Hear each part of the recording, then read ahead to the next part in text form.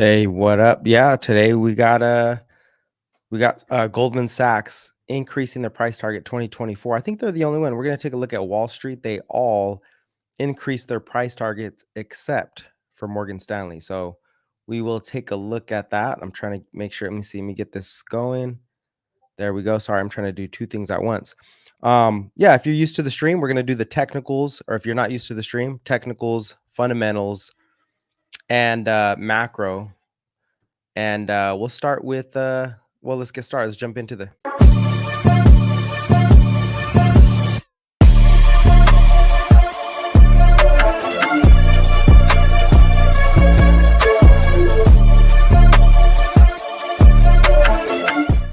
All right, so I'm going to try to keep up with the comments on both sides because things change. There's a little change that we got going on here.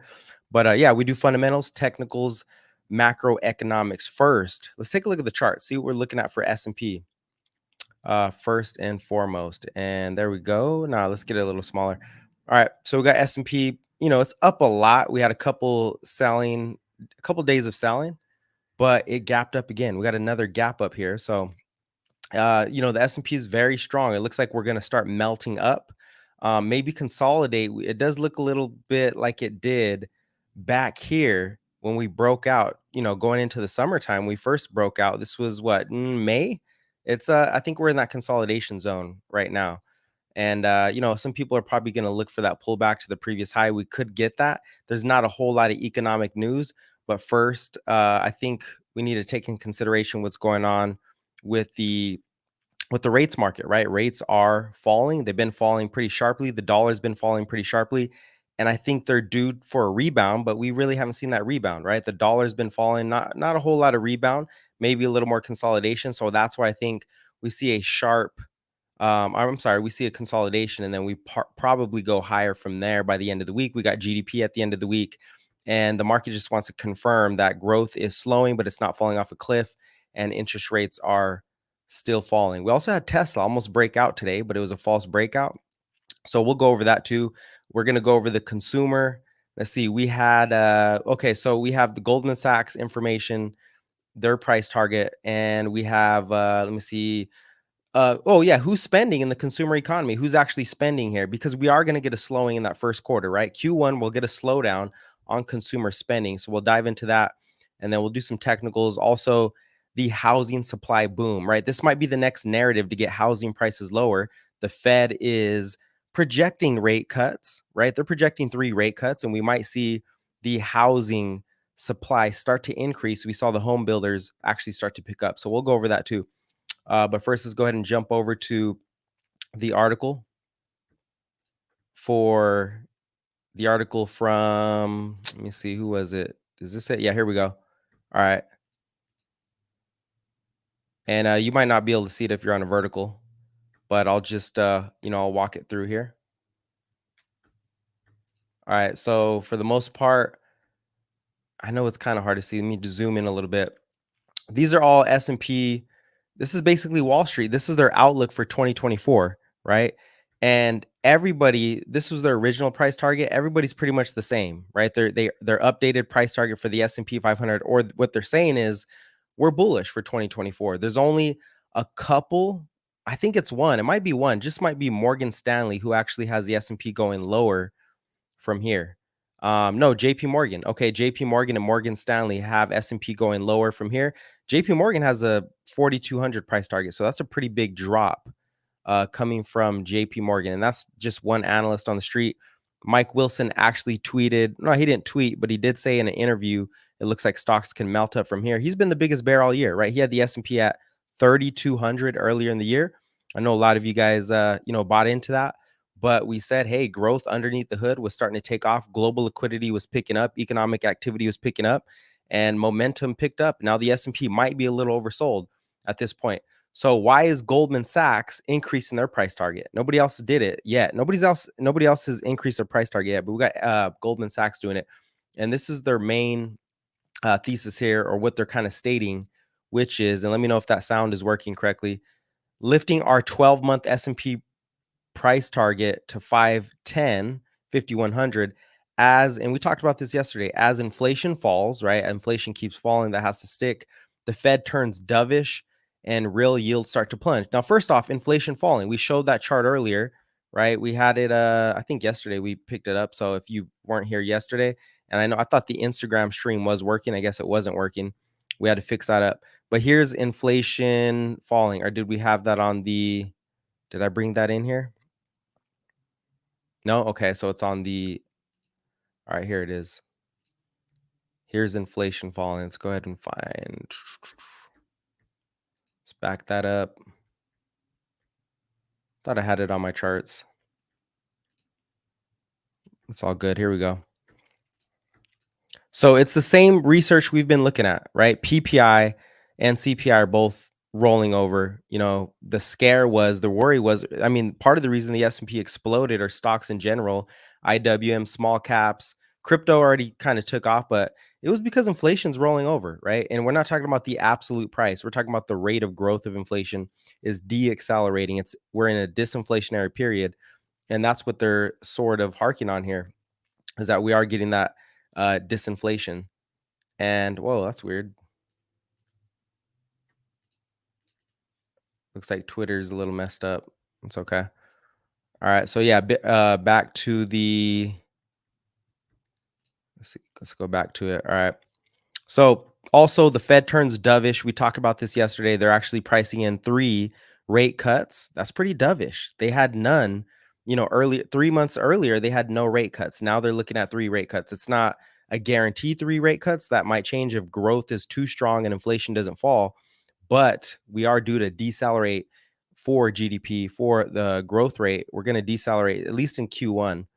And you know, we have the commercial real estate, we have the consumer slowing down, we have commercial real estate risks, which might get, you know, taken care of by the Fed going forward, the commercial banks. And then you have real yields starting to plunge. So that's their case. It's pretty simple. Inflation's down, the Fed's turning, the Fed is done, and yields are falling, right? And so if yields fall, you do get that S&P valuation start to pick up a little bit. And I kind of highlighted that over here. Wish I could navigate this faster, but you know, we'll work with what we got here. So basically, let's see, where do we got it? Yeah, okay, I have it highlighted right here. I don't know why that's doing that for Twitter. Looks like Twitter's a little messed up. It's okay. So multiple expansion is what they're kind of pricing in here. And it's kind of like a domino effect, right? You get disinflation. When you do get disinflation, prices not going up as much, not falling. You know, some prices are falling, but not going up as much. You have lower input costs for S&P 500 companies. Not all companies around, not all companies, right? We're talking about the top tier companies, mostly big tech. Their costs are going lower to run the business. So their profits automatically start to increase because they don't spend as much on building revenue, right? And you have lower rates. But first, on the lower input cost, their earnings start to increase, right? Lower rates, on the other hand, what does that do? That lowers the cost of capital, the cost of borrowing, and that also goes up. I don't know why it's glitching here. Wow, we got a glitch on X. That's fine. So that's why the S&P pretty much took off earlier, and that's their main, I think that's just their main driver for economic growth going forward. Better earnings, falling rates, and we'll take a look at rates right now, because this is what you want to pay attention to if you are trading, or maybe you're just taking a look at the macro environment. Let's see if Tesla can bounce here. It's breaking out of the downtrend and that consolidation. But keep your eye right here on the 10-year, you know, treasury yield. This is the cost of capital for the market. It's fell pretty quickly. So if it does rebound, we'll get a correction. S&P is up so much, or stocks are up so much. Not every stock, but in aggregate, right? The macro, they're up so much that they're a little more sensitive to rates rising, right? Not like for, you know, for the whole year, but rates kind of bouncing here, or in the inverse, bonds starting to sell off a little bit.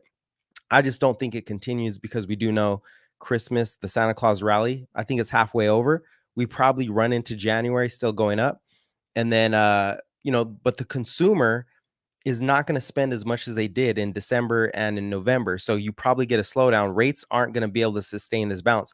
Maybe they do come back up, right, and go retest what, 4.25. I doubt they go up that much. And then they roll over because the consumer is going to be weak. And we're going to look at Bank of America's I think one of their analysts, their consumer spending analysts, talk about who's actually driving consumer spending right now, because that's going to be important too. I think Gen Z, millennials might be slowing, but the baby boomers are still strong, and we'll let her explain how that is actually working out. Let's see, 30-year. And so, anyways, yeah, looking at these rates. So keep this in mind too, right? Before we get to that, as these rates, these rates did fall, I'm going to switch back over. We had we actually had, hopefully this doesn't keep messing up. Let me see. Let me double check it. All right. So now that the 10-year is down, it's kind of interesting that home builder sentiment finally picked up. It had been falling for a while, right? And what is this? This is basically, future expectations for the home builders. So if they start building, and I think this is really a reflection of the Fed using their communication tool to get housing prices lower, or to basically, they thought that if they increase rates, possibly housing prices would fall, and that would slow down housing inflation. It did slow, but it's not rolling over. Prices are still climbing, incrementally. But now I think they're switching their tactics by communicating to the market, the housing market in general, that we're going to cut 3 times. He didn't say we're going to cut, but he said we're looking at 3 rate cuts, right? And on average, medium across the board. So if rates come lower in the future, then they're using their communication tools to tell the housing market, hey, you guys can start building again. There's a lack of supply in the housing market. And now we're seeing that home builder sentiment, which probably already, this probably came in before the Fed, but as they've communicated that and rates have come down, I expect the home builder sentiment to pick up. You get more housing supply. Now you get, you get housing prices start to drop a little bit because you get an increase in supply. Now the argument here is, well, demand will pick up. It will, but there's a lot of demand already in multifamily, right? In apartments, in rents. So this might loosen up. Maybe they make a mistake, but I don't think they're making a mistake. I think they are telling the market, hey, start building houses, start getting that supply up so that housing prices can fall, or maybe just stick where they're at, right? They're not going to fall significantly. They might just stick, or they might just increase on a slow basis. So I think the Fed is trying to orchestrate, more supply by telling and then the 10-year already fell. So you're already getting that supply start to increase. We should see, mortgage activity start to pick up in the next month or so. So we'll see how that plays out. See what else are we missing here. Macro momentum. We won't go over that yet. We'll go over that macro right after this. So let's go ahead and switch over to that video and let me know if this works. Here we go. We should be able to hear this. All right. So listen in. General, what's okay? Hold on. Let me turn that up. Let me know if you guys can hear that. And this is basically, look, the consumer will slow in Q1, right? I don't want to say they will. That's just, I'm pretty confident they slow down. Nobody spends as much in January as they did. And I could be wrong. That just means the economy doesn't fall into recession. It doesn't come even close to recession. But I do expect those seasonal jobs, right, for UPS, for delivery, all those seasonal jobs that came on for holiday spending, they're pretty much going to be gone. So there might be a slowdown and then we pick back up. But here's what Bank of America is saying. What we've seen really all year is the boomers are driving the spending. And you talked about holiday spending. In particular, the boomers are driving that growth in overall holiday spending. Isn't that just a reversion to what was normal pre-COVID? Well, I think what it is actually the boomers, remember at the beginning of the year, they got that COLA increase. They continue to spend and whatnot. And here's why the boomers probably drive it. The boomers have all like $60 trillion in wealth, right? So their housing prices went up. They have a lot of equity that they can still take out. They have a lot of dividend income, right? Lots of dividend income. If they do have cash in the money market funds, they're also collecting 5%. So they're bolstered to continue to spend, which is why, yeah, the millennials might fall off. Gen Z falls off a little bit, not significantly, a little bit, because I still think Joe Biden steps in and, prints checks if anything gets too bad. But the baby boomers are still spending. And what are they? Oh, she's going to explain what they're actually spending on. And then we can look forward and say, okay, that makes sense. The millennials and the Gen Zs, interestingly, have a couple of headwinds that I think are impacting their psyche. One, as I mentioned, their labor growth is moderating much faster. And so it's decelerating. So psychologically, you're not seeing that same growth.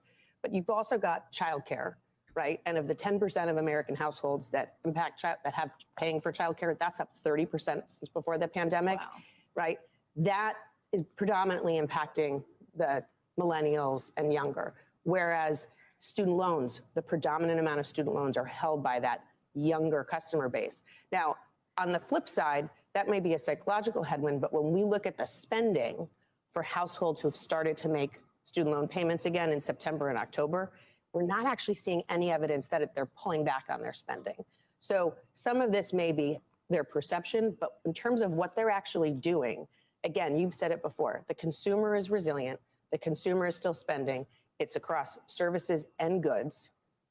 Can you dig down into areas, only because we've had a story this morning about how Hasbro is going to be laying people off because the toys sales have not returned, have not come back. Does that play out? Real quick, somebody asked about gold. I can't even respond in that chat because the stream is a little buggy. So everything I type is literally backwards. The words are all over the place. So I can't even say anything clear. So just go ahead and throw it in there. We'll do the technicals right after we go through this. So we got a couple more macro fundamental stuff that we'll go through. And the main story here is that the baby boomers are going to keep the economy going, right? They still have $60 trillion of wealth. And whether it's in savings or not, if it is in savings, it's yielding cash. So that's always a big positive there. See, maybe I can switch it up here. No, I still can't do it. Okay. We're just trying some new things here. All right. So we got the baby boomer spending pretty big there. And so you're going to get the baby boomers spending, and you're getting the Fed, right, communicating with that. We'll be cutting rates. And this was interesting. We just talked about housing, so I don't think this really falls off.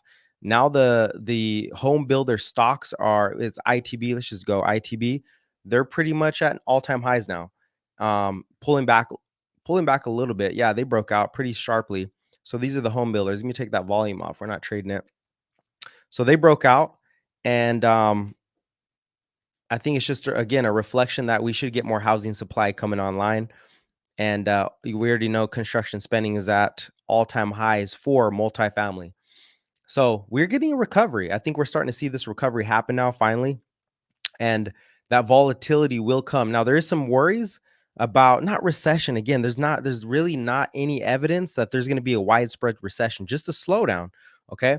Now, commercial real estate, that is one sector who is going to have to refi, right, in next year, Q2, maybe Q2. But again, if the Fed does cut rates, what are they doing? They're preventing a disaster. They're going to prevent a disaster from actually happening.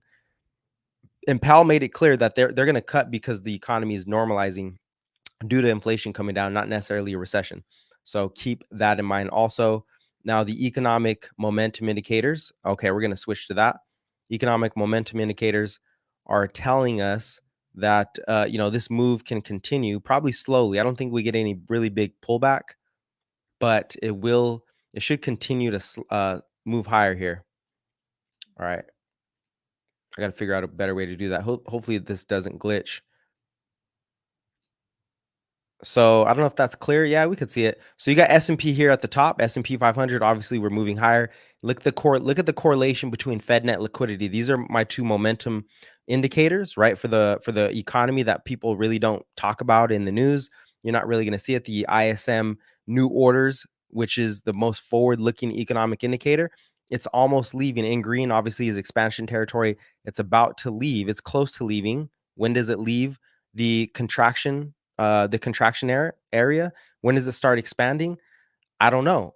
Next year for sure. At some point, it's going to start to expand, and it's kind of being led by that Fed net liquidity, right? Fed net liquidity has been moving up too. You can see that correlation with the S&P, and ever since liquidity started rising, crypto started rising. Also, now the S&P is starting to pick up. So we might have some volatility going into Q1, obviously, because the anticipation of a slowdown. Plus, we're overheating, right? We're up a lot. And then as that economic momentum comes in, possibly April, May, June, then you'll be good, right? Also, I don't want to say you'll be good, but then things are going to really start to reaccelerate after that slowdown. So I'm looking 3 to 6 months ahead. Like, okay, we're going to slow down. Markets look ahead. They're not looking at what we're seeing today. They're looking much more forward into that. So yeah, it's really a rate story. Interest rates are lower. That's what drove stocks down in the first place, and a higher dollar. Dollar's down now. Dollar's still rolling over. And then here's also your global liquidity picture. Does this really influence US equities? Yeah, it does, but I think it's what's even more sensitive is crypto here.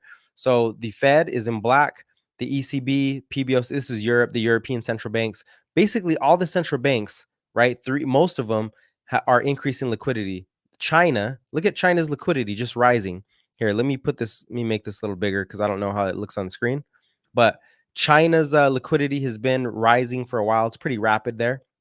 And Japan's still increasing liquidity. That's not going to stop because they're leaving the recession, right? They're leaving a recession. That means more liquidity. That means more economic stimulus. And that's just from the central bank. We're not even counting government spending, right? We haven't even counted that yet.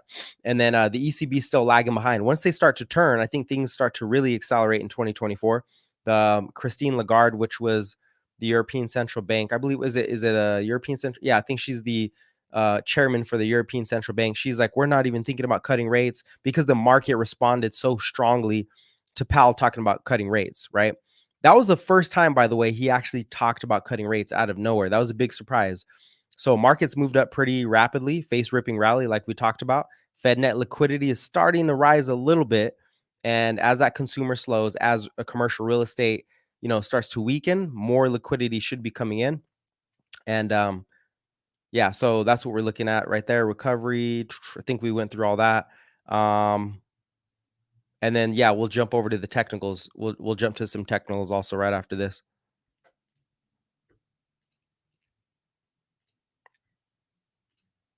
Okay. So yeah, that's ITB. And then let me double check. Do we got any comments? No, I can't see. I really can't see too much in here. It's probably tough to see. It's probably not the best, but we'll just keep it going there. All right. So let's see. Qs. Now, this is really interesting. Qs are almost at all-time highs, right? The question is, when we get there, do we just break through or do we pull back? What's it gonna look like? I really don't know. RSI is a little overextended, so I think we kind of run into that area and then consolidate a little bit, maybe come back down.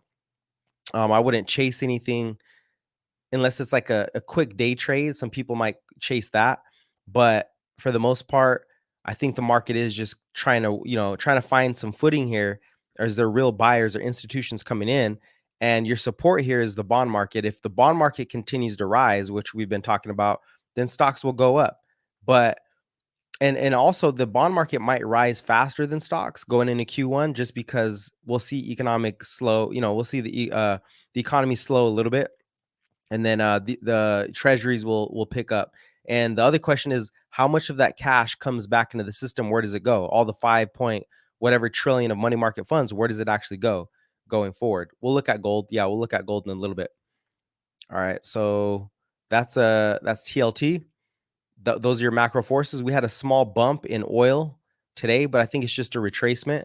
I think the Saudis are going to flush the market. There's just a lot of supply, right? So once we break out of here, maybe, but there's a lot of supply in the market and demand is again set to slow. We'll probably get the last push of demand for oil December, January, right? New Year's is pretty much it. After New Year's, and that data doesn't show up till February. So after New Year's, I think all these conditions start to slow down. So if you are bullish on oil, let's say you are bullish on oil, I would I don't know. I really don't know. It could pop a little bit and then come back down, but I would be more interested because we're looking at a slowdown in Q1. I'd want to see oil come up a little bit more and possibly retest 78, maybe even 80 up here, and then anticipate a rollover for oil because Saudi is not going to continue to cut production. They're going to eventually flood the market. So you might get one more upside move and then a flush lower. We might see that when it comes to oil. Nat gas, did it bounce yet? Nat gas is having a small little bounce there, but there's a whole lot of supply. And then gold, I was talking about this weekend with somebody. They were bullish on gold. And I was like, well, gold's been pretty much at the same price that it's been since the 1980s, right? If you go all the way back to the 1980s, and I'm not saying gold won't be bullish, but there's a whole lot of gold. Well, actually, if you go back to 2011, it's still not there, right? So 2011, gold still has big cup and handle. I see it. I know there's a cup and handle there, and it probably does break out, but is this going to be the fastest horse? going forward. If you're a Forex trader, I guess you're kind of day trading it anyway. And you might see that burst higher. But yeah, back in the 80s, it was above 2000. And gold, it's just the market is too big. It's a $10 trillion market. And you're not going to see big runs in gold because there's other store value assets that do better when the Fed starts to cut rates and increase the money supply, right? Take a look at the VIX. VIX is still falling a bit. Secular bull. This is a tricky market. It's confusing. It is confusing. But I think it's just going to take some patience here. How many stocks are moving above their 50-day moving average? Wow, that moved up again. This is the weekly. Let's go to the daily. All right, so yeah, it might be a little exhausted. I think we are a little exhausted. Let's turn on S&P moving averages and just take a look. So another possibility, we pull back into the 50-day moving average. Was that 463? About 463. But it does look good. I think we just consolidate here for S&P. Might be doing a little consolidation. Yeah, we'll just keep that looking like that. I think we're going to consolidate here before we actually move up. And then we'll keep our eye out there. Let's see. So I wanted to look at Tesla. I don't know how many people are eyeing Tesla, but I think Tesla is going to show us the best risk reward here for the mega caps. Nvidia also was moving pretty strong earlier. Let me switch over to tech. See what's Nvidia look like on the daily. Yeah, Nvidia's looking like it wants to break out. It's pushing the door. It's pushing that level. So Nvidia, Tesla, Amazon too. I don't know how good it is. AMD kind of ran already. You want to wait for AMD to pull back. But yeah, I think Tesla. So let's take a look at Tesla really quick. Obviously, let's take some of this off. Obviously, this is what everybody's looking at for Tesla. Let's remove this. Okay, we're looking at this big oh, that's weird. We're looking at this big flag pattern, right? Giant flag pattern.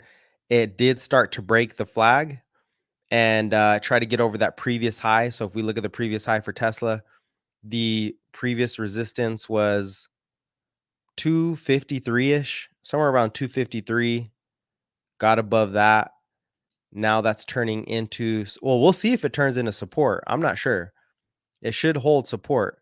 But today it did suck a lot of people in. And I think because everybody's looking at this, obviously the algorithms, the market makers know everybody's going to chase it. So you really got to be patient here and wait for the right pattern to form and for the volume to come in for Tesla. See breakout and then just drifted lower. Could be reversing, might gap up tomorrow. So we'll see if it holds. 250, I think, is sort of 250, 248. Got to stay in there.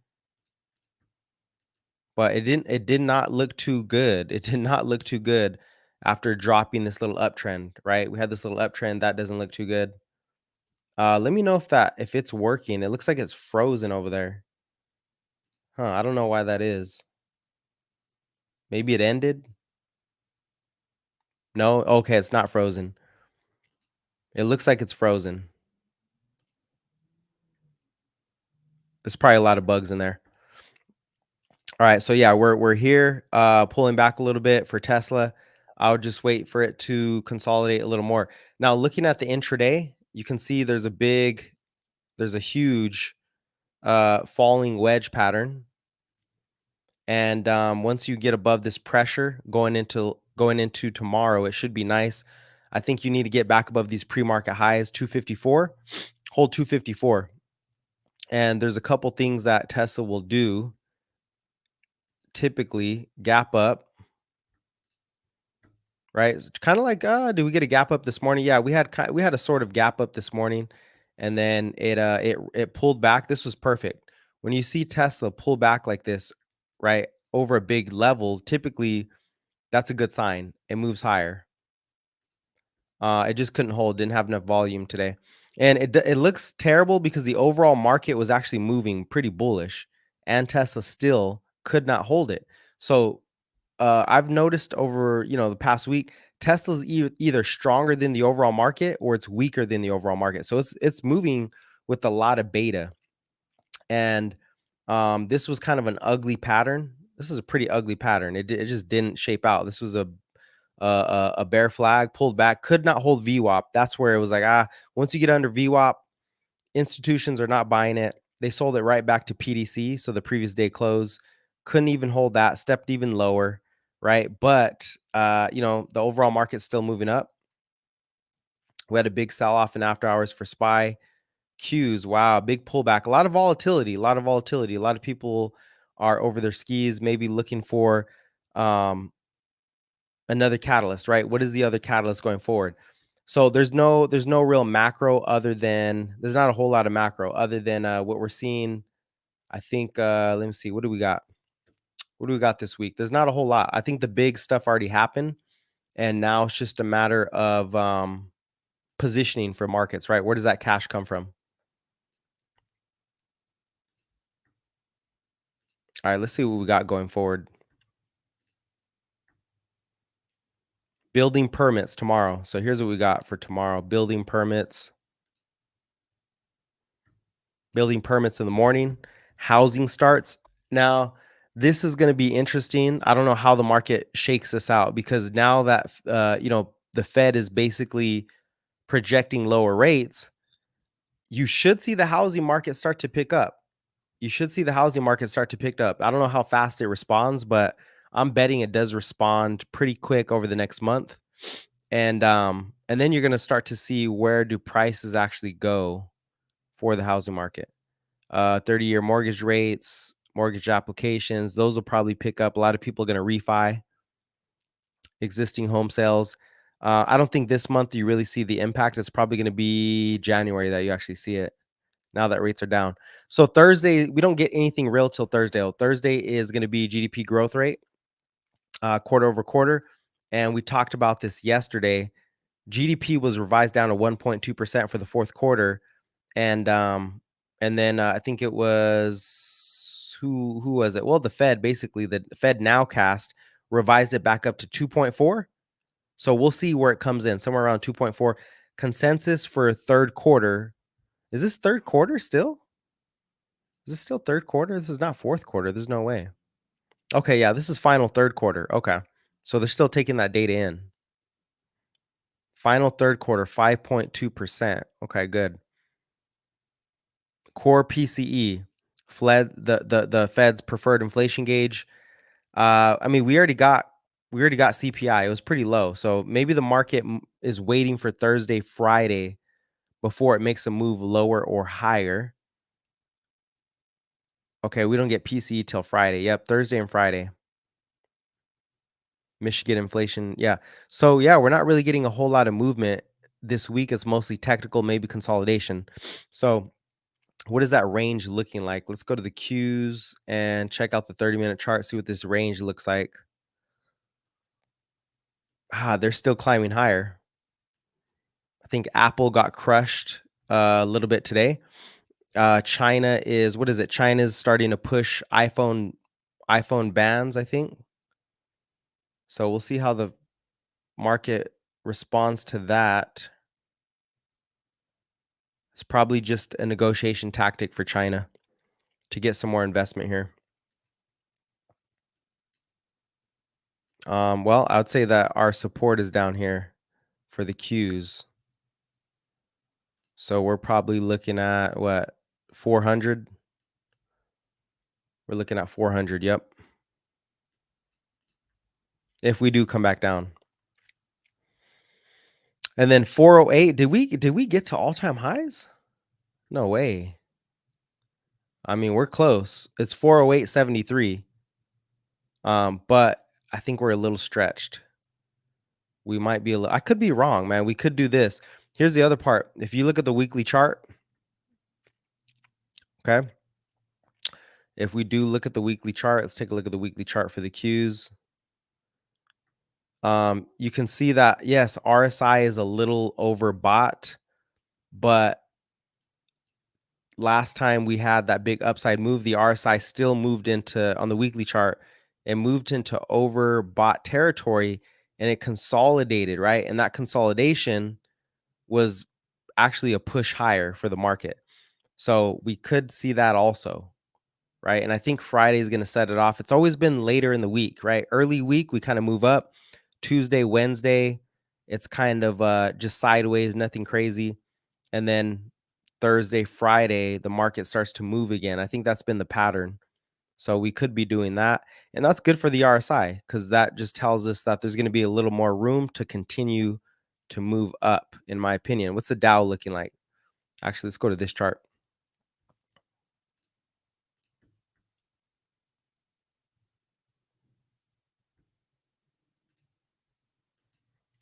And the Dow's actually consolidating at all-time highs, right? But there's only like what 30 stocks in the Dow, so that's not too big of a signal. Not too big of a signal yet. Is that Instagram feed frozen? Is it just not working? Yeah, this thing's messed up. I don't know what's going on. It probably has a lot of bugs. We'll keep trying it. And then TikTok, obviously, we're not on there right now. So yeah, Dow's still consolidating. Let's see, ARK has some momentum. We'll look at individual stocks. Let's do some individual stock stuff. So Apple broke out to all-time highs, starting to pull back. And this is always healthy to get these pullbacks, right? You want to see pullbacks. You don't want to see just things. Okay, it is working. All right, cool.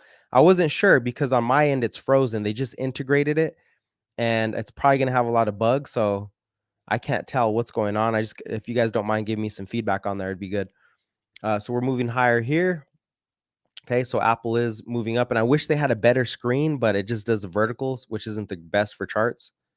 So I'll try my best to zoom in, but Apple's just climbing up, right? And Apple typically does this. This is not too out of the ordinary to see a trend. It's just trending higher, right? We saw this before back here. Look how long Apple just climbed in the past. And this was the breakout of November. This was last time we had a breakout. That breakout was at the end of May. So here's where the S&P breakout or broke out, and you can see this is the gap up, right? You see that gap up right there, and Apple just climbed slowly, just real quietly, just kept climbing. So I guess we need to see is China serious about banning iPhones? That would not be good, but it looks like we could. And then we had that big pullback, obviously, and now we're moving higher. So I think Apple just chugs along here, unless that's serious. I doubt it. A lot of geopolitical games going on. So that's what Apple's looking like. Let's see Amazon. Amazon looks great. This is what Tesla should have done today, right? I mean, that's a long range of consolidation for Amazon. You might get the pullback, you might not. That's perfect. A lot of consolidation, moves up. Now it's headed for what? What's Apple or not Apple? What's the Amazon headed for? 158. You got 158, and then really you got like 172. So we're looking at 172 for Apple. I mean, keep saying Apple, Amazon, Google, Facebook, right? Those are the big movers. I know the Mag 7's up a lot, but small caps, Tom Lee said small caps could go up 50% because they're the most interest rate sensitive, which is why we see ITB, right? The home builder stocks exploding because they are also interest rate sensitive. And so is the small caps. But mega caps that are still playing catch up. I mean, Amazon is still playing catch up. I think it's just Amazon and Tesla who are still playing catch up here, right? And that kind of looks like a reverse head and shoulders. It's not the best, but that's a pretty powerful accumulation pattern. A lot of accumulation. The sellers are starting to, or the short sellers, whatever you want to call them, they're starting to lose momentum. So there you go. There's that last shoulder. Looks like it's breaking out to 170. And then after that, all-time highs at 190. Wow. Yeah, Amazon looks good. Google. I know Google had a strong day today.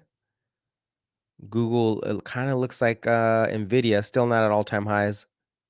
But Google, I would say Google is giving us a nice wedge, nice little consolidation wedge. My guess is that these stocks start to break out or stocks start to move up again because we had such a strong rally Thursday, Friday. I think it's going to be Thursday, Friday because you get GDP. That's going to confirm that the economy is stronger than expected. A little more insight to what earnings might look like for Q4 earnings. But yeah, Google is starting to wedge there. That's nice. Is it and then you still have pretty balanced RSI. It's not oversold yet. Let's go to Meta.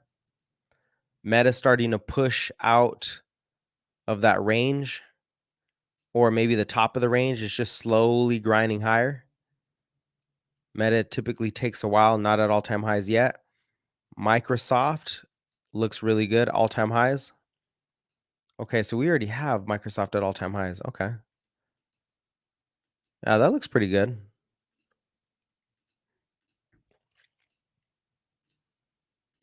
Looks like it's starting to wedge a bit. So yeah, I'm guessing Thursday, Friday. That's how it's been. Let me see. Netflix made all-time highs today. Oh, never mind. I'm tripping. 52-week highs. My bad. Still needs to fill the gap at 510. Wow, this thing has ran up. Went from 700 to 164. And this is why it's crazy when people say there was no recession. Well, the stock market priced in the recession really quick. Look at that drop. 70. That was a Bitcoin drop right there for Netflix, right? One of the biggest stocks in the market. So tech pretty much priced in that recession. That's why it's still climbing. And then Tesla again, the measured move. I was looking at this earlier. Check this out for Tesla. So Tesla's pretty predictable when it comes to the big patterns. It's just the timing, because if you are trading shares, it's pretty easy. If you're trading options, it's a lot harder because the theta is really eating you up, right? Time decay is going to eat you up. If we look at the Fibonacci, the last time that we climbed, oh no, that's not Fibonacci. What am I doing? Last time that we had that move, you take the top, measure it to the bottom. We basically got to between the red and blue, which is what, the 1.618 and the 2.618. So somewhere in the middle, right? That was 300. That was the move from the bottom was 153, basically a 99% move, right? For Tesla. So if we extrapolate that forward, and there's a lot of questions on margins, there's a lot of questions on how strong deliveries are going to be. You're going to get those deliveries January 1st. This is where I think we might break out before that. Maybe we come back down in this consolidation, but January 1st, maybe we run up into delivery numbers, right? That's the big, what is the year-end delivery number? That's the question. So let's go ahead and push that.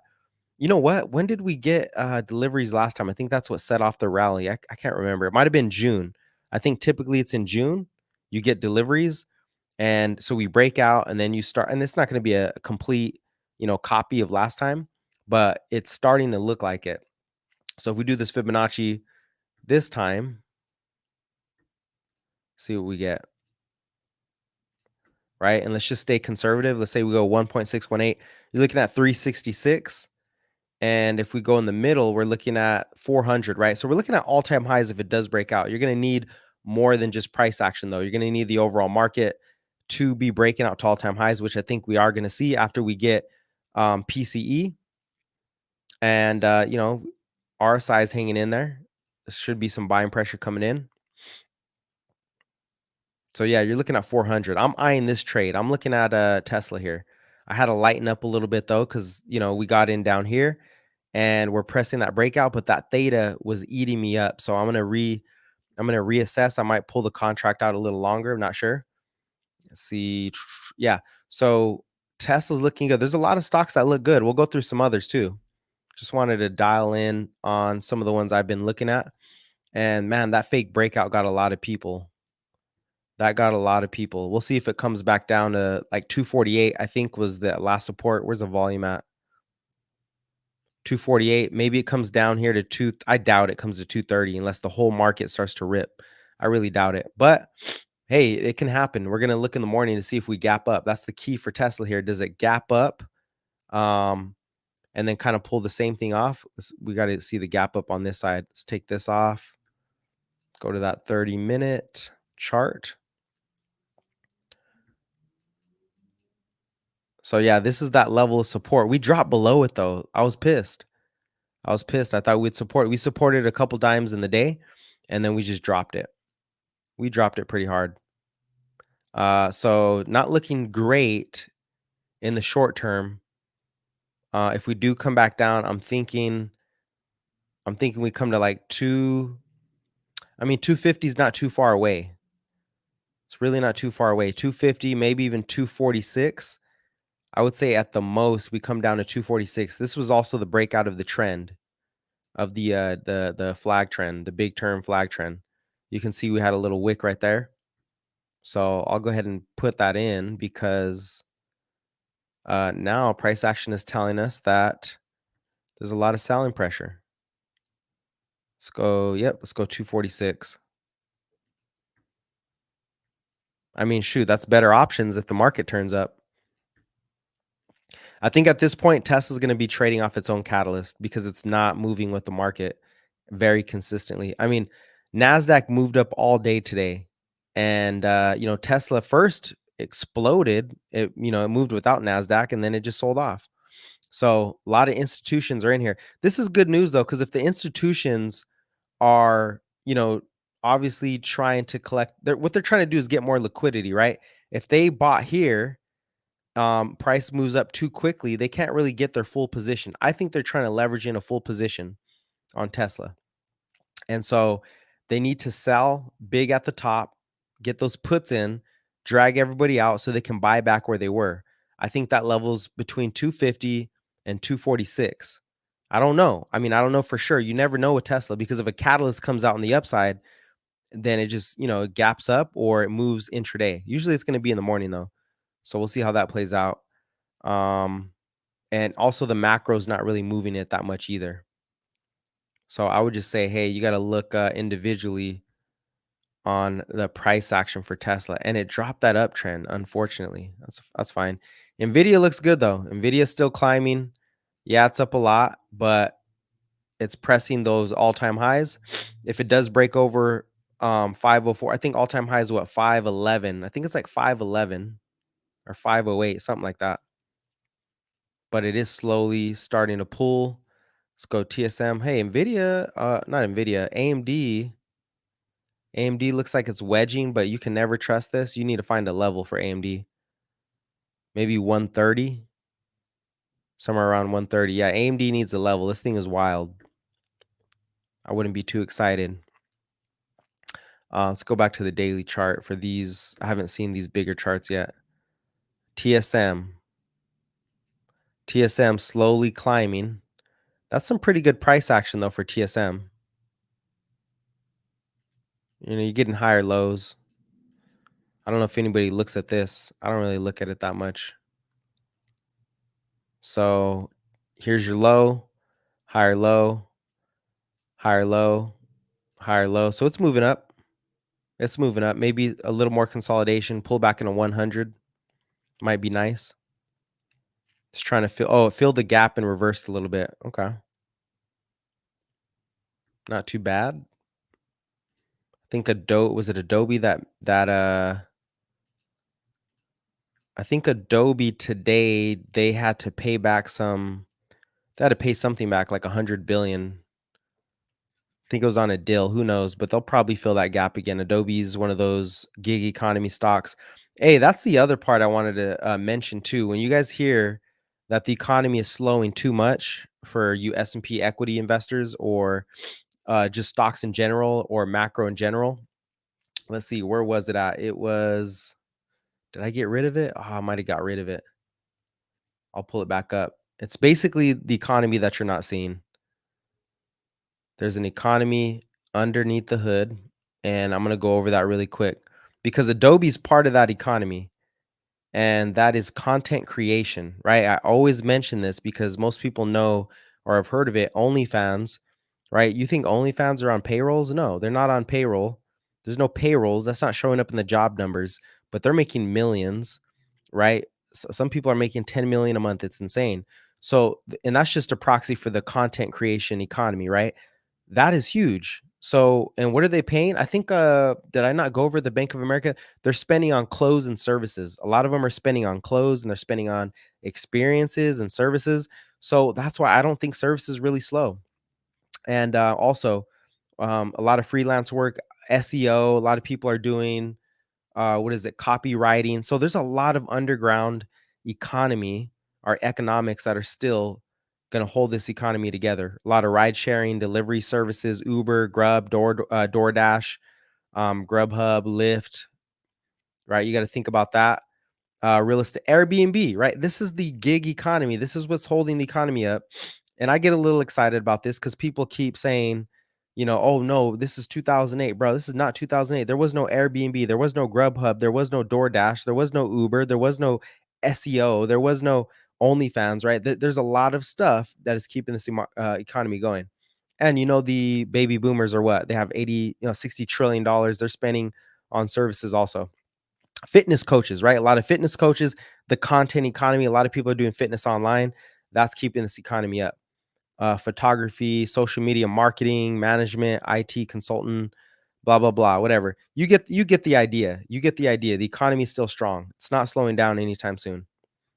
Not anytime soon. And if it does, the White House will print.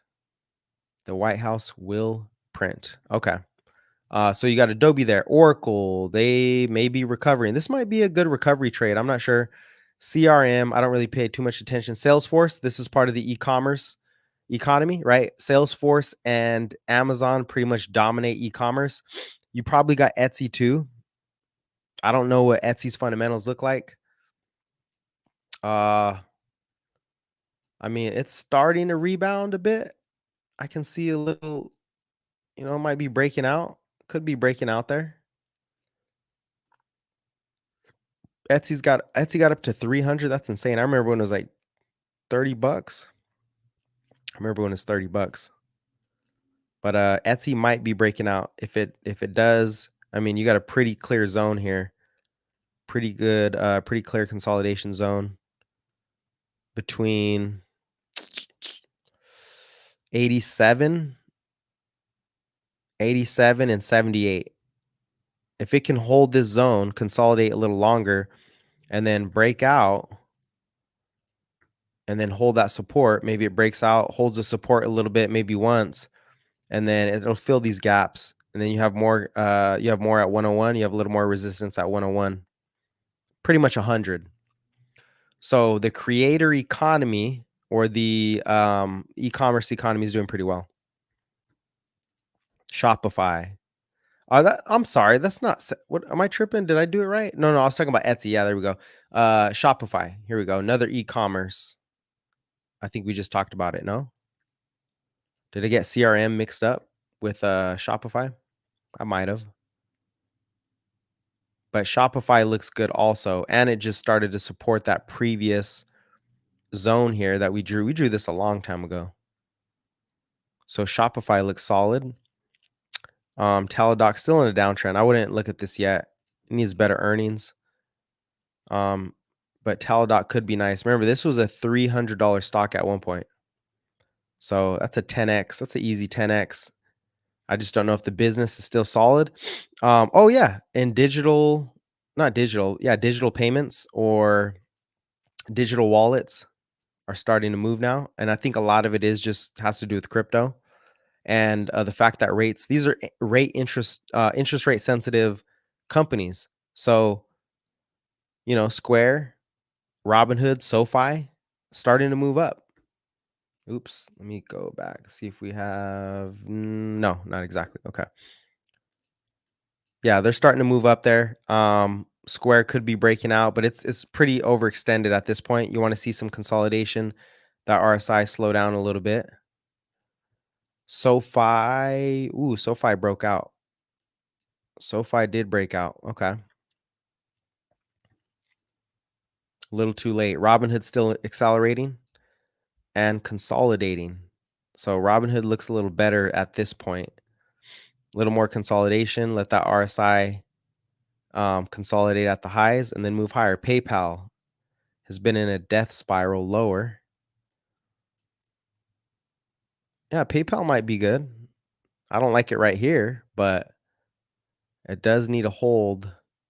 You could see the potential reverse head and shoulders though on PayPal. You could see the potential, right? There's your shoulder, there's your head. Maybe it dips back down, gets to that level, and then you have a nice clear zone. You have a nice clear zone there that it needs to clear. I'd say right there, right? That was that big gap down where it opened, and it opened lower at 66. So maybe PayPal does well. I don't know. I mean, Venmo did get kicked off of Amazon Marketplace. So I'm not interested. We got some. What is this? Atlanta Fed GDP now model revised in Q4 estimates to 2.6. So Atlanta Fed GDP,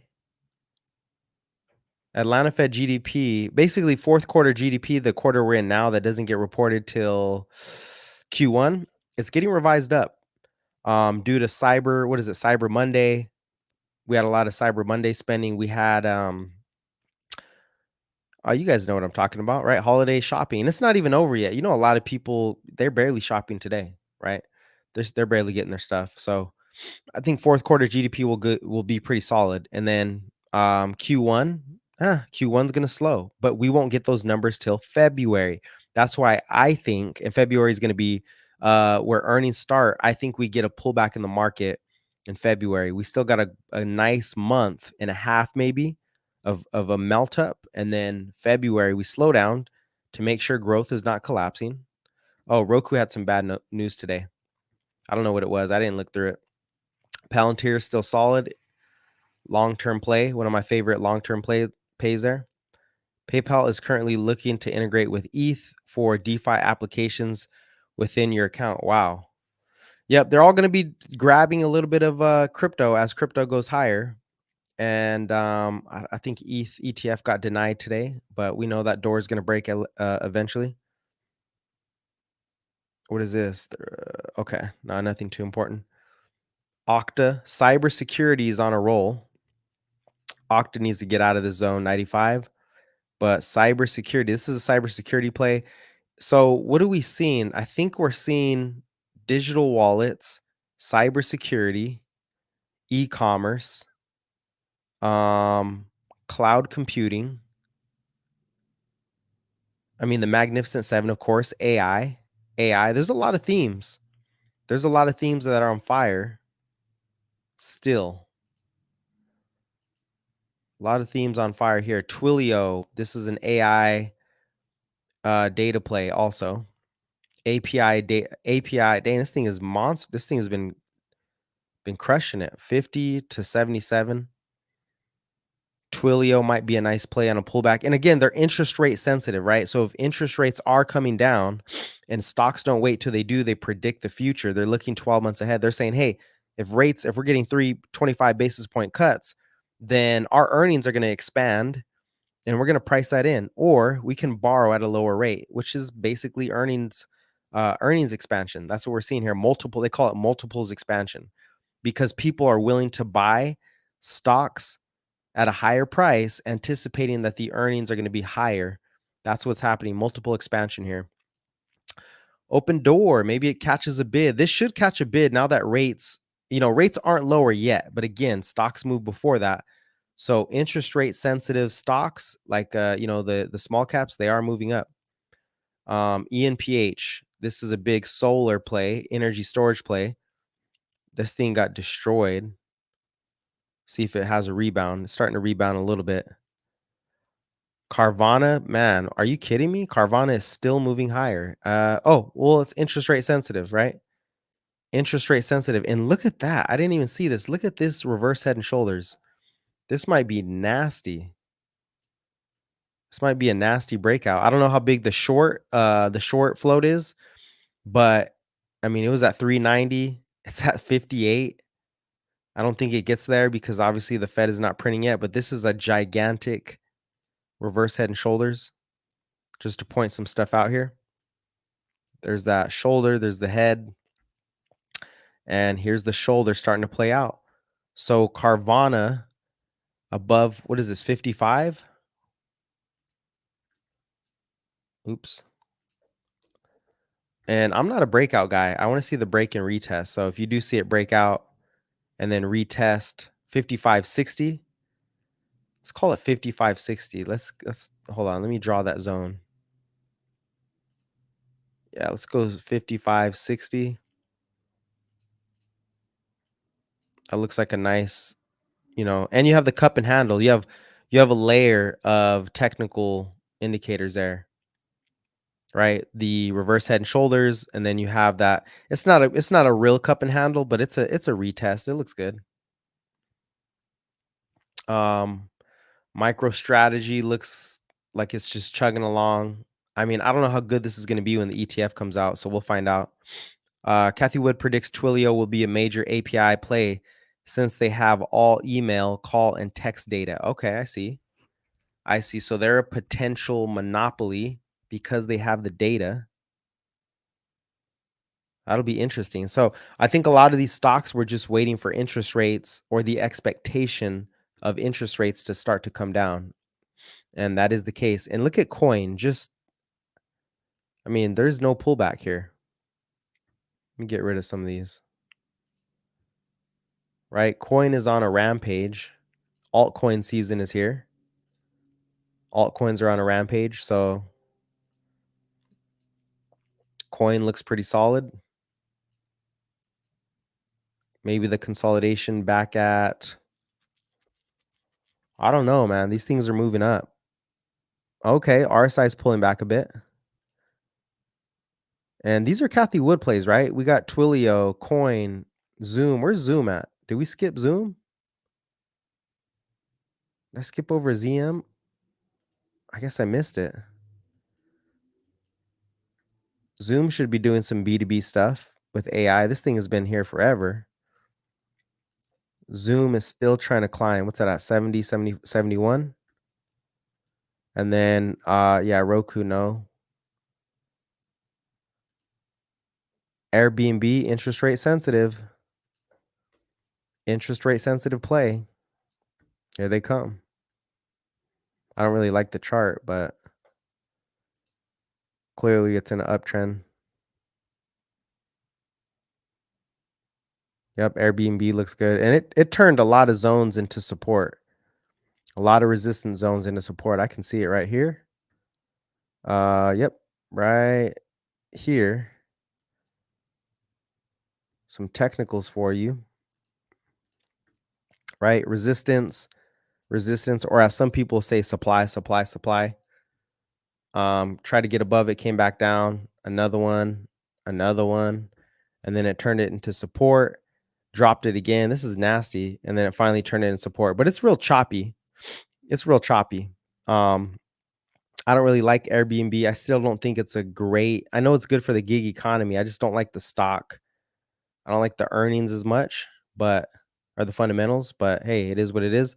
And then you have biotech. Oh, I think this is a big play. I'm more interested in something like this. Maybe not with options, but the FDA did pass the use of CRISPR technologies. And I think it ran up into that FDA approval. Now it pulled back. You got some supply. You got some demand down here at 50. That would be great if it came down to 50. And that's a total addressable market. You're eliminating pharmaceutical companies because you can now edit genes. What do you want? What do you want to look at? Do the elite listing? You want to look at Forex? Okay, let's see what we got for Forex. Currency. I think everybody's just looking at USD gold, huh? This is dollar Chinese yuan.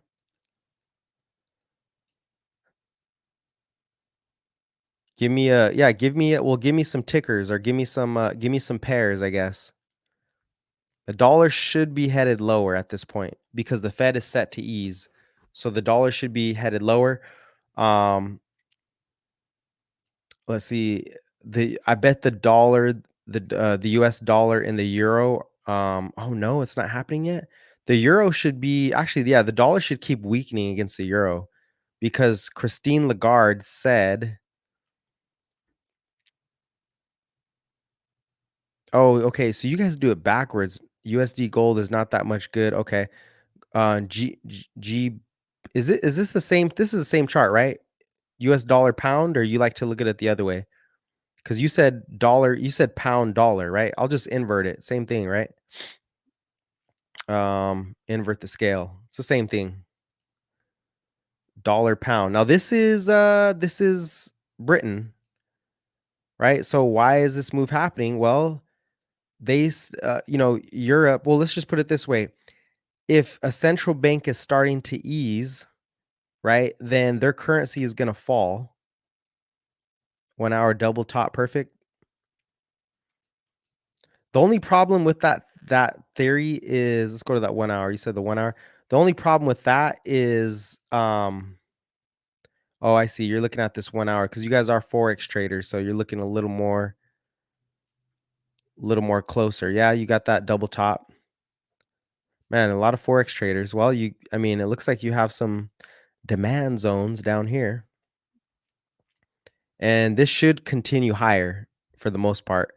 I know like people just look at technicals, but in the macro, the Fed is easing while the ECB or the what is your central bank over, or what is the central bank for the European Central Bank? The what is it? The JOB? No. The British, I can't remember what it is. Either way, they're still tightening rates. They're still keeping the rates tight. They're not near, they have too much inflation, which means the dollar should weaken against the pound, right? The dollar should continue to weaken. But I have this inverted. So this is the pound strengthening against, it's getting rejected from weekly EMA, that double top. Yeah, the double top, but it already kind of played out, right? Most of the move already happened. So if you were going to play the double top, it would have been the break under this support, right? So it broke and then it came back up. This is the 1 hour, came up, got rejected. This would have been the short, and it consolidated, try to move up again. I mean, this is a big market though. The Forex has the most volume out of any market by far. So maybe technical catalysts, I mean, are the only thing you can look at. But I would say the bigger opportunity would be buying back down here.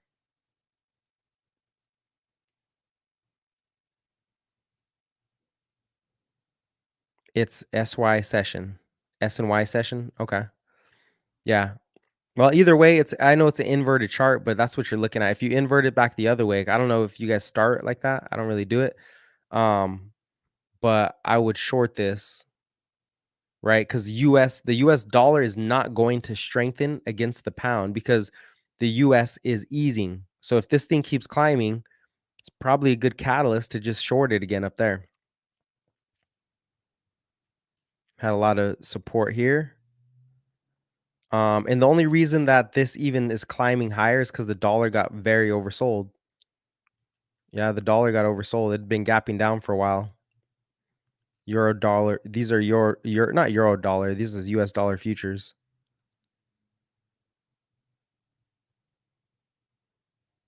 I don't really look at stuff like this. I like stocks a little better, but it's the same thing when it comes to the technicals, pretty much. Just a little different macro dynamics. I would just keep in mind that the better trade here is that this should continue to weaken. The dollar should continue to weaken against the pound, unless they have a recession. If they do fall into recession, then they're going to have to start cutting rates, and then the dollar will strengthen against the pound. Forex is the most predictable. Probably, maybe it is. It might be the most predictable. I don't really like it though. It's just I don't like the system. I'm not saying it's bad. I just rather trade stocks. I really do crypto. I like to do swing trades. Do you know top-down analysis? I mean, are you talking about like, okay, you start on the weekly chart and you find top-down analysis, you start on the weekly chart, you go find the support, and you draw your zones, and then you go to the daily chart, and then you go down to the 30-minute. If you're talking about that, I mean, yeah, I'm not the best at it because I don't really do forex, but it's sort of the same. You know, there's people who are really good at it, at doing the analysis. I would just say there's your support, right? There's your support, and then go down to the daily chart.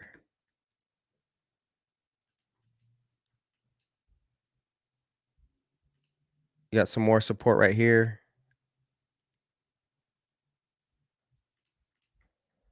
on the daily.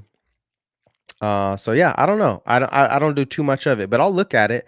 I more so will give you some value on the I'll give you some value on the macro. Just keep in mind, again, the dollar should continue to fall in general, just because the US is now easing.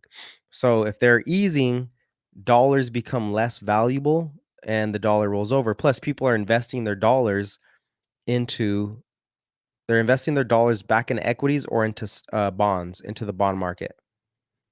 They're investing into the bond market. So we'll see how that plays out. All right, let's go back to stocks. Maybe that helped you out there. But yeah, you got that double top. I'd wait for the bottom, bro, on that double top. I'd wait till it gets back down and see if you can get in there. Bitcoin is up 42K. Bitcoin's trying to make a move. We haven't even looked at Bitcoin yet. I'm surprised you Forex guys don't trade Bitcoin USD. I mean, that's the biggest trade. You lever up and you have a big breakout. Although Bitcoin is probably going to slow. It has been slowing. It's probably hard to predict Bitcoin though. See, these patterns don't play out that great because institutions are not here. Once the institutions start to enter Bitcoin, it's going to be a lot easier to predict, because then you'll be able to see the institutional patterns. You kind of have a wedge on Bitcoin, a little bit of a wedge. But yeah, thanks for jumping on the elite listing. What is that name about, bro? Oh, you said the technicals stocks are like they don't work there that much. Why crypto stock? Yeah, the technicals are not there. The technicals work, but you have to know the individual stock, because there's a lot of fundamentals that come into play, right? Intraday fundamentals. I kind of like that game. Also, you can use options. You can lever up on options. But yeah, you're right. The technicals on Forex, support and resistance, that's the bread and butter. Versus here, I mean, we throw in moving averages, we throw in RSI, momentum indicators. You know, there's other stuff you can do. So Forex is probably a lot simpler, even though I never started with it. So I think it's a little more, I don't know, I think it's boring. I don't think I have an edge in Forex. I don't have an edge in it. Plus, people just have to lever up a lot. I don't like that leverage.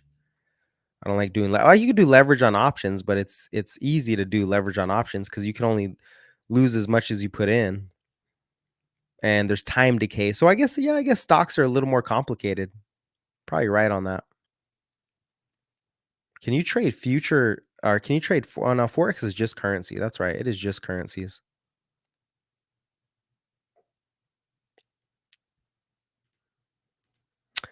And then Chainlink.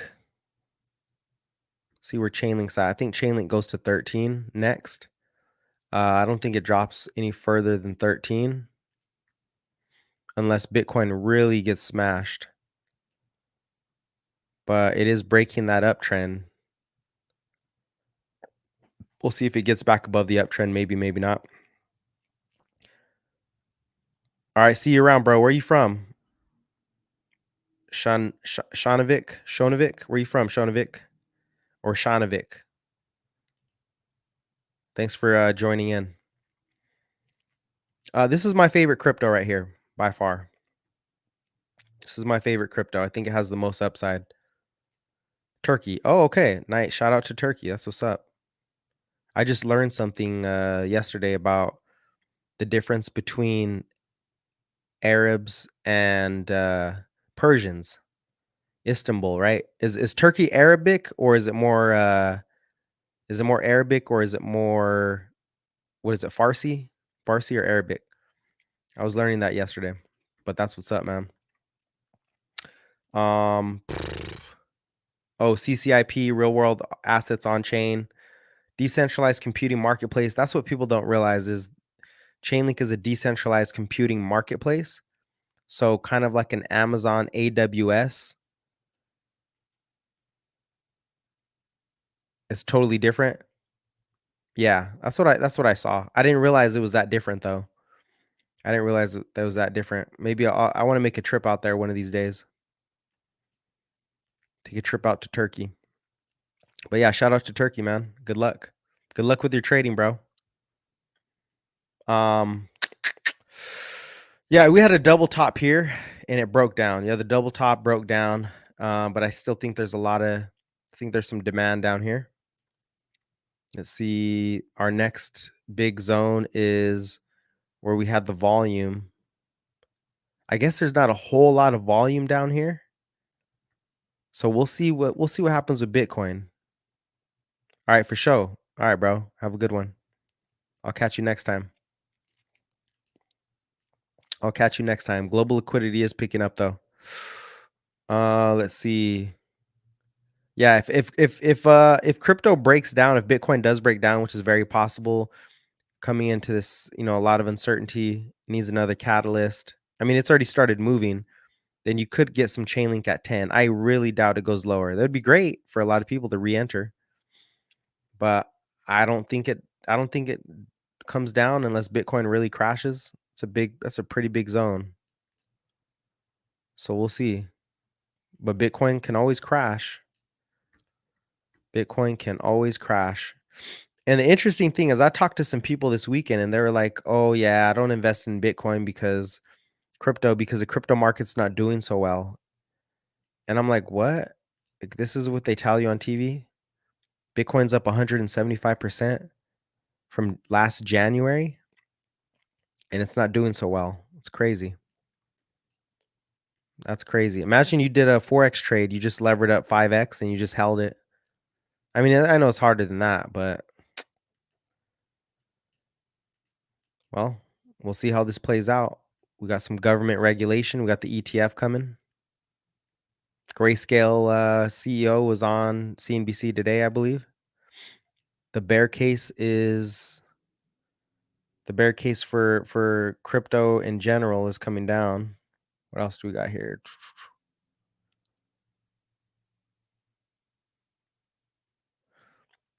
Oh no, that's not going to work.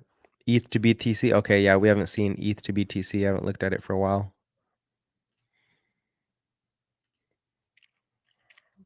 Looks like Bitcoin is still dominating. Bitcoin is still dominating the alts. We are in crypto. I'd say we're in crypto spring. We're at the beginning. ETH to BTC is right on that trend. So it hasn't like bled out completely, but it's right on that trend. Does this trend really matter? Not really. But I would say if we look at the RSI, I mean, Bitcoin's been dominating so much. As long as this RSI, gets down here, it's gonna rebound eventually, and that's when ETH comes. So I'd say this is a good opportunity. It's not a the whole crypto market goes up. So we're gonna switch into ETH eventually. We'll switch into ETH eventually. We'll get those ETH gains, but that's a big wedge. I mean, this wedge is what, going back to 20. This is a 5-year wedge, 6-year wedge. It's huge. That is a huge wedge pattern there. And then once ETH takes off, I mean, there goes the alts. There goes the altcoin market. And I'm pretty sure the total, actually, where's alts? See, Bitcoin dominance has been just driving higher. This is a good sign. This is a really good sign. See, last time we had Bitcoin dominance, it did, you see Bitcoin dominance moved up this was January. So Q4 and then going into Q1 is when Bitcoin dominance took another run and it peaked out in summer. So you might get all of crypto move higher and then Bitcoin dominance peaks out in summertime and then crypto summer. Well, actually, you can't really count this because this was the pandemic. So this kind of distorted a lot of the data. It distorted a lot of stuff. But we will look at these levels, Bitcoin dominance up here, and there's a lot more altcoins coming in. Total 3, what is it? Total 3. Here's altcoins. This is the altcoin market. We're taking out Bitcoin and Ethereum. So you get the true alts. And alts look like they're on fire. Even though Bitcoin is dominating, alts are on fire.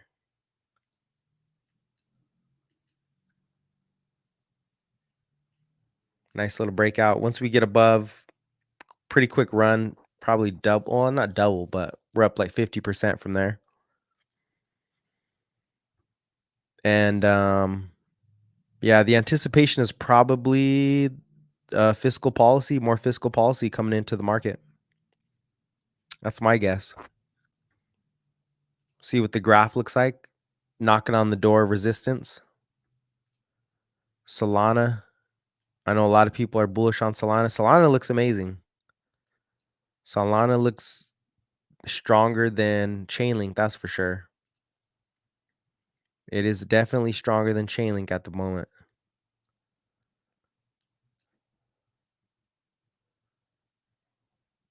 I mean, you don't really see anything like this, right? If you go to, what is this? January of 2023. So last year, this thing is up 800% in a year. Are you kidding me? 800% in a year? And it's like what, $20 billion market cap? Like you just don't see that in stocks. XRP is still going nowhere. Aave had a nice move. Decentralized lending. Uniswap. I'm not even sure if Uniswap survives. Uniswap looks like trash. Not sure it survives. See Chainlink to ETH. Chainlink to ETH might be picking up. Okay. Chainlink Bitcoin. We'll see how that works. I'm all about the Chainlink here. Industrials. Now, this could be an interesting trade for stocks. Industrials, because we're getting that infrastructure stimulus coming in. So when the government does stimulate, the biggest beneficiaries for infrastructure should be, there's probably others, but Deere Company, just the ones that I know, Deere and Caterpillar. Man, Caterpillar already made that crazy move. Wow. Caterpillar already moved. It's up 28%. That's a nice trend. It's just trending up. Caterpillar, big secular trend there. Big secular trend. So Caterpillar should be moving up. NP Materials. This thing got destroyed. This is like lithium. Lithium mining. Cobalt, lithium. This is a cobalt lithium miner. But commodities are not doing so well. Too much supply. Way too much supply right now. And then I'm keeping my eye on this micro cap. Cooler, energy storage, software technology. The RSI, the buying pressure is picking up a little bit. Their revenues are growing at like 80% a year. Very small cap. I'm going to keep my eye there. All right, let's see. Did I miss something?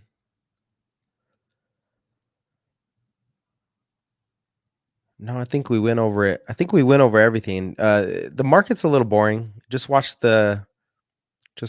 I'm just keeping my eye on the technicals at the moment to see if we're a little oversold, overbought.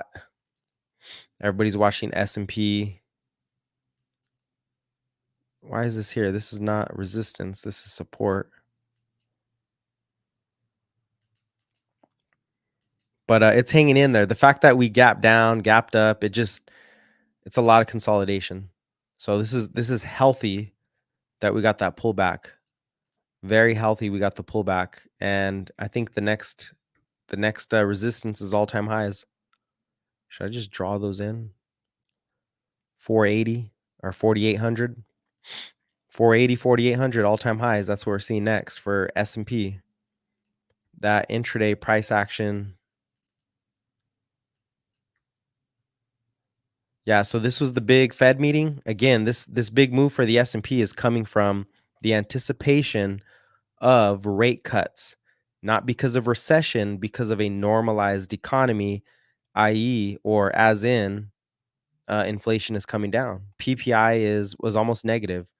Producer prices are almost negative, so profit margins are starting to rise. And the more that we consolidate in this range, the more the more I think we're getting closer to another face ripping rally. Another face ripping rally. We called this thing too. We called it back in October. The beginning of a face ripping rally. And now we're gonna go leg one. What are we? Leg two? We're going for leg two. That was leg one. Leg one was closing the gap for the summer. That was leg one. We're in leg two. And then all-time highs would be leg three. So we'll see if we do get to leg three by Q1. But we are shaping up for another another breakout.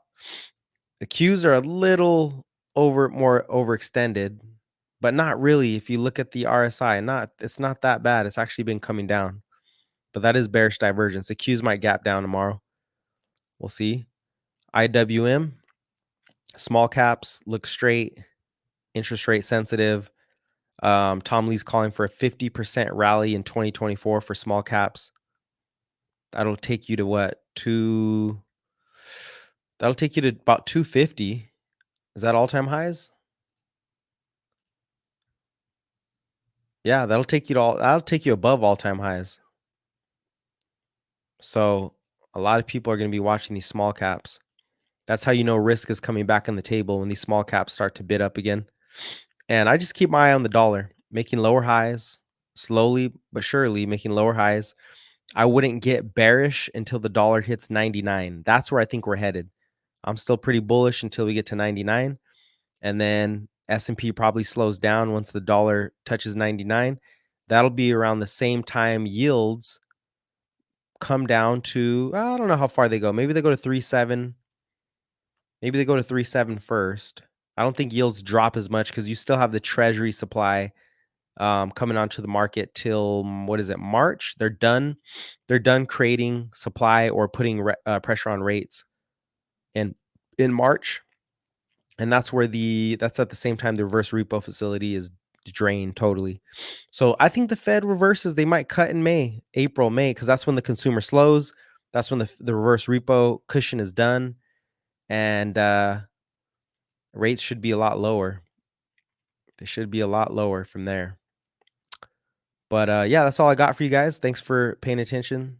Thanks for watching. If you have questions, concerns, you can throw them on there. I'll give you a couple of minutes if you guys have any questions about anything you're seeing in the market. Again, it's pretty boring right now. I'll go through just a little refresh. Wall Street, Goldman Sachs raises their year-end price target. Not this year, because this year's over, but the Goldman Sachs raised their price target for the S&P for next year. They're already looking into next year to 5,100. So that's they raised their S&P target to here. I mean, that's really not that far if we get a super face ripper. I think they're going to keep having to increase their price targets, given the momentum keeps up, right? Given liquidity comes in. So why? Because the Fed is projected to cut 3 times because inflation is falling, normalizing the economy. Rates are falling. That's a huge catalyst. And we're getting better earnings. And yes, commercial real estate is one risk. The consumer will slow, but I don't think they fall off because of the gig economy, right? Uber, Lyft, OnlyFans, SEO, copyright, all those gig economy jobs are generating a lot of revenue underneath the hood. You don't see it in the job numbers. That's why unemployment is not spiking. That's why jobless claims are not spiking. And the boomers are going to keep driving the spending. They have $60 trillion. They got the most money. So they're going to keep spending on their grandkids and, taking trips. And now that the Fed has projected those rate cuts, now we see what? We see we see home builder stocks exploding to all-time highs, but we also see that home builder sentiment is picking up. So this is a signal for the real estate market. And the signal is, hey, start building supply because we're gonna pull that demand back into the market. How? Well, if we cut in May, April, or 3 times next year, then that will stimulate demand. So they're giving them a heads up. They're giving them a heads up to start creating that supply. And our signal for us is watching the home builder sentiment pick up. Those are home builders saying, hey, we have more confidence. Let's get that supply going. What is that going to do? Increase construction spending. Therefore, GDP starts to rise again. We already see economic momentum indicators, the ISM new orders picking up. We already have Fed net liquidity picking up. So it's only a matter of time before we walk through this slowdown in February, March, April, and then we start to pick up again. But for now, I think the Santa Claus rally is still on. All right. All right. You guys lift weights, eat healthy, stay blessed, learn something new, teach somebody something else. I'll catch you guys next time.